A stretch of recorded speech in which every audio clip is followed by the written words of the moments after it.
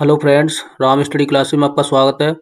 दोस्तों, हम पढ़ रहे हैं युक्ति पब्लिकेशन की वन लाइनर वाली किताब, जिसमें हमने इतिहास स्टार्ट किया था और उसमें हमने प्राचीन भारत के जितने भी टॉपिक थे वो सब हमने कंप्लीट कर लिए हैं।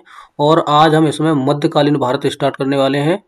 तो मध्यकालीन भारत में हमारा पहला टॉपिक रहेगा जिसका नाम रहेगा पूर्व मध्यकाल। ठीक है, जो कि आपको मैं थोड़ा सा इसके बारे में बता दूं कि पूर्व मध्यकाल को प्रारंभिक मध्ययुगीन काल के नाम से भी जाना जाता है। ठीक है, और इस काल का जो टाइम पीरियड था वो 6वीं सदी से लेकर 13वीं सदी तक चला था।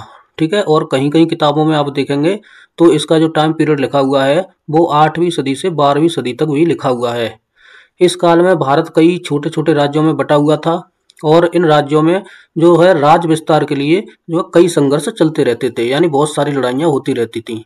तो चलिए आगे अपने क्वेश्चन देखते हैं।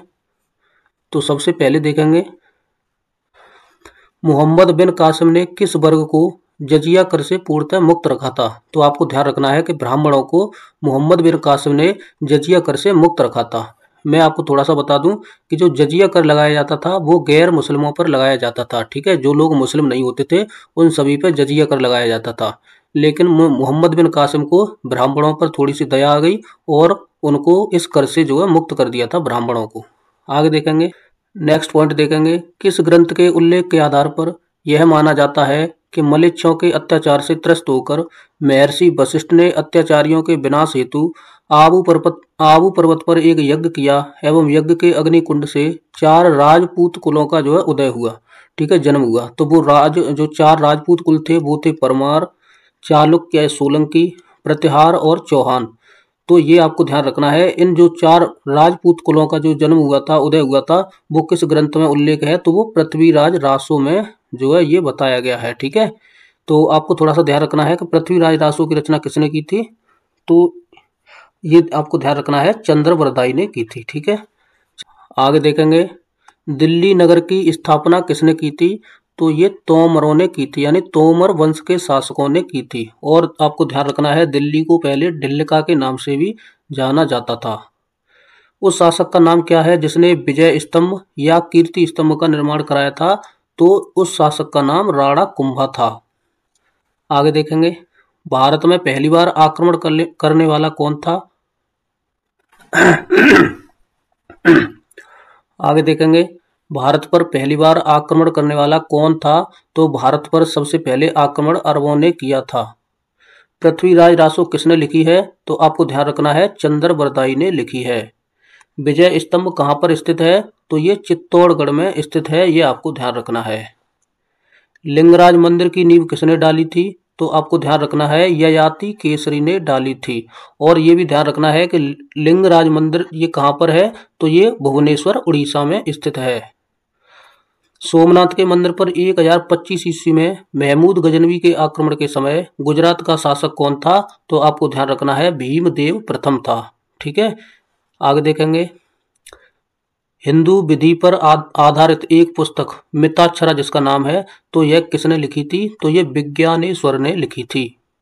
किस कुछ अंश 2.5 दिन का झोंपड़ा मस्जिद की दीवारों पर मिले हैं? तो ये हरी केली नाटक, ये आपको ध्यान रखना है। आगे देखेंगे, रानी पद्मिनी का नाम अलाउद्दीन खिलजी की चित्तौड़ विजय से जोड़ा जाता है, तो उसके पति का नाम क्या था? तो रानी पद्मावती के पति का नाम राणा रतन सिंह था, ये आपको ध्यान रखना है।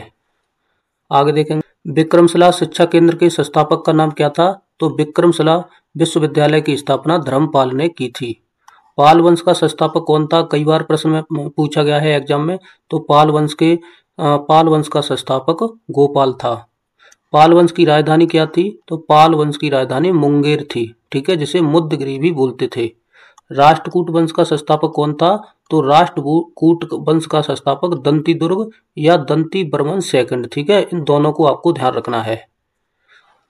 आगे देखेंगे, किस मंदिर परिसर में एक भारी भरकम नंदी की मूर्ति मिली है जिसे भारत की विशालतम नंदी मूर्ति माना जाता है? तो ये कंदरिया महादेव मंदिर में मिली है, ये आपको ध्यान रखना है। किसे एक नया सम्मत चलाने का यश प्राप्त है? तो लक्ष्मण सेन को एक नया सम्मत चलाने का जो है यश प्राप्त है, ये आपको ध्यान रखना है। गीत गोविंद के रचयिता आपको ध्यान रखने हैं, इनकी रचना किसने की थी? तो ये जयदेव ने की थी। और प्रश्न पूछा गया है किसकी सभा को अलंकृत करते थे। तो ये पूछा गया है कि गीत गोविंद के जो रचनाकार जयदेव थे वह किसकी सभा को जो है शोभा बढ़ाते थे, किसकी सभा को, तो ये लक्ष्मण सेन की सभा में ये रहते थे। ठीक है, ये आपको ध्यान रखना है। आगे देखेंगे किसने सोमपुर महाविहार का निर्माण कराया था, तो ये धर्मपाल ने कराया था। भुवनेश्वर तथा पुरी के मंदिर किस शैली से निर्मित हैं, तो ये नागर शैली में बने हुए हैं। दोनों मंदिर आपको ध्यान रखने हैं।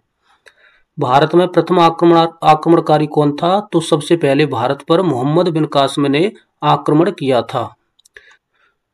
जगन्नाथ मंदिर किस राज्य में स्थित है, तो आपको ध्यान रखना है उड़ीसा राज्य में स्थित है।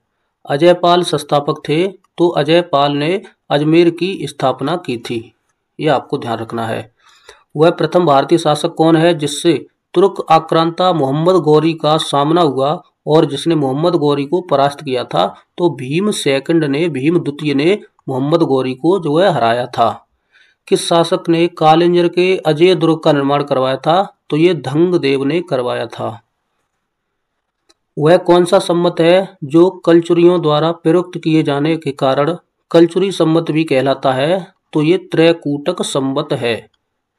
चंदावर का युद्ध 1194 ईस्वी में हुआ था, तो ये पूछा गया है किस किस के मध्य हुआ था, तो ये जयचंद और मोहम्मद गौरी के बीच हुआ था। ये आपको ध्यान रखना है। और आपको तराइन के युद्ध भी याद रखने हैं। ठीक है, आगे हम पढ़ेंगे। नैषेध चरित व खंडन खंड खाद्य के रचयिता श्री हर्ष किस शासक के राजकवि थे, तो ये जयचंद के जो है राजकवि थे। ये आपको ध्यान रखना है। आगे देखेंगे, ये प्रश्न हम पढ़ चुके हैं। लिंगराज मंदिर किस शहर में अवस्थित है, तो ये भुवनेश्वर में है। ठीक है, उड़ीसा की राजधानी में। किस पाल शासक को गुजराती कवि सोढल ने उत्तरापत स्वामिन कहा, तो ये धर्मपाल को कहा गया था। ठीक है, ये आपको ध्यान रखना है।